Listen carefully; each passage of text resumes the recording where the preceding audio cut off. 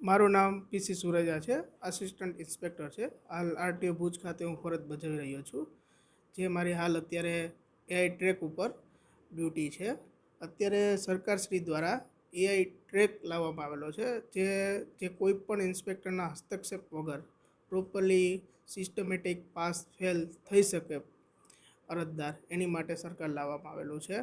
જેમાં અમારા દ્વારા કોઈ પણ પ્રકારનું પાર્કિંગ, ઢાળ, રિવર્સ, આઠડામાં કોઈ પણ પ્રકારની માહિતી અરજદારને આપવાની હોતી નથી. જે અરજદારને નીચેથી સંપૂર્ણ પ્રકારની માહિતી મળી જાય છે. એના માટે એઆઈ ટ્રેક લાવવામાં આવેલો છે સરકાર દ્વારા, જેથી વ્યવસ્થિત રોડ સેફટી જળવાઈ રહે એ બાબત માટે.